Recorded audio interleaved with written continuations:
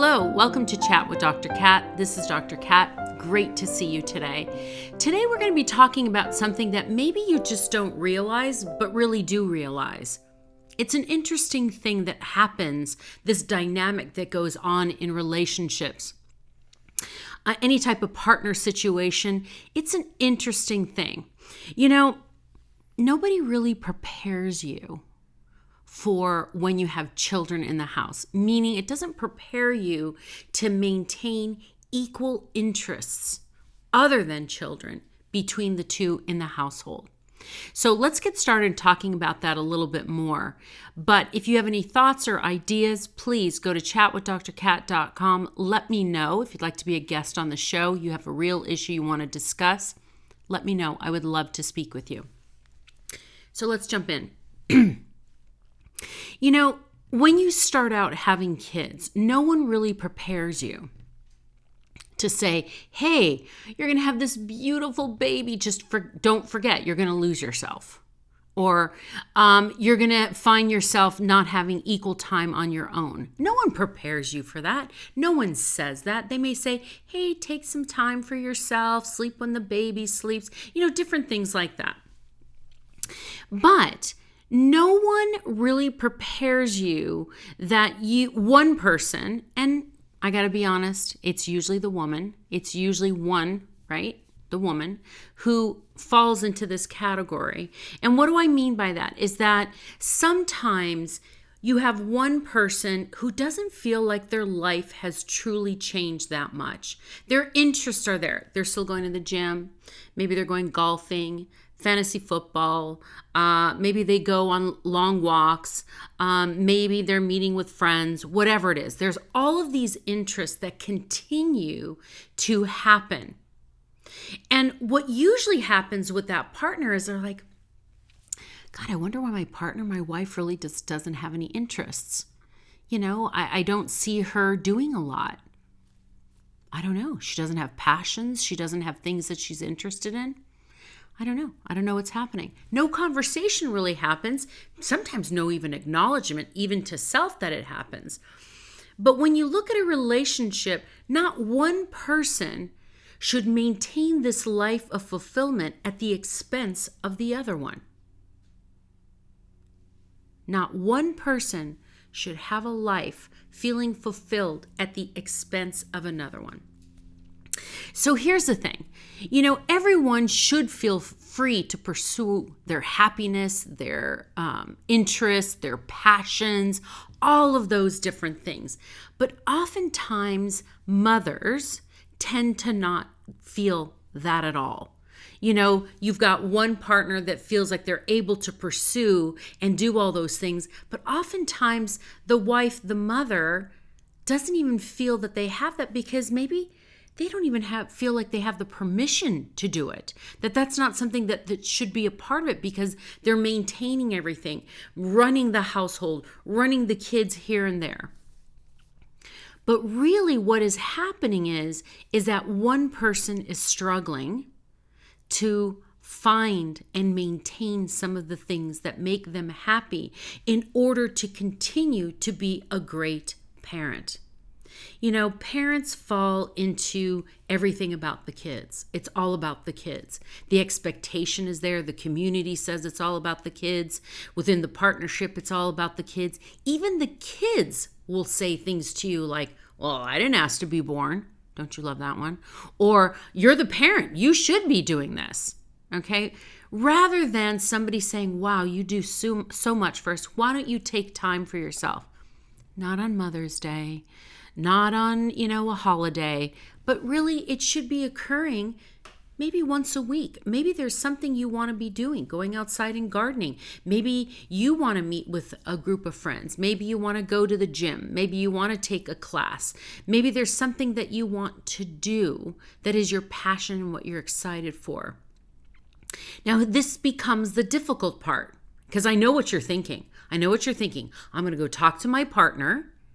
And they're going to say, well, I meet with my people to go golfing. I have my lunch that's already set. I have to go to the gym every day. I work. I have to be able to, work off some steam.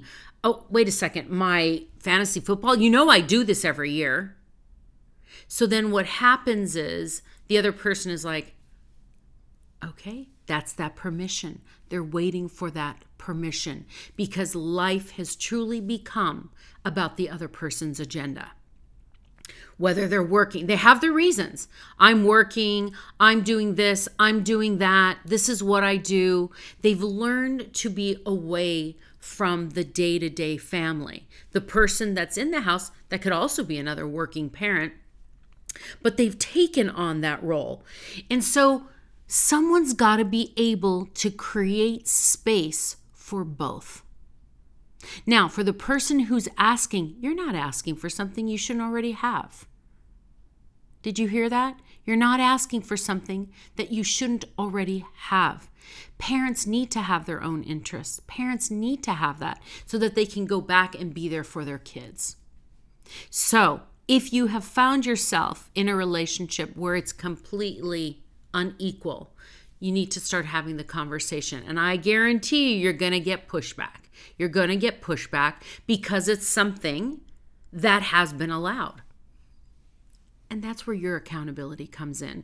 If you've allowed it to happen because it's just kind of taken over while you have been focusing on the kids and everything else, you weren't like, this is what I wanted to have happen. Like, people don't stop and think that this is what's going to happen, but this is what happens. And no one prepares you later on to have this conversation, this difficult conversation, to say, hey, woohoo, I'm important too. I need to have some things too. Okay, no one prepares you for that. But it's important. Okay, it's important. So you are going to get a little pushback. And I think that's when you need to start and maybe even say, look, I need to take accountability. I've let this get way out of hand where you do everything that you do and I do nothing. And I find myself going, hey, can you watch the kids because I wanted to go to this Pilates class, or I wanted to go to this cardio bar class, or you know what? I want to go to book club, or I wanted to meet with this one group that I do networking meetings with. And now you're asking permission when the other person just goes. Just goes. You're at home, cooking, cleaning, getting the kids ready. That other partner walks in. They're like, oh yeah, I was just at, they didn't stop to say, oh, do you mind if I go? It's because you both have created this life. So it is going to take a little bit and a little bit of time to start making it equal. First thing I would say is sit down, give yourself the gift of time and write down what it is that you want to do. Simple little things that you want to do. My gosh, when you have a new baby, sometimes it's take a shower. You want to take a shower. You want to be able to have a little bit of time where someone is not attached to you.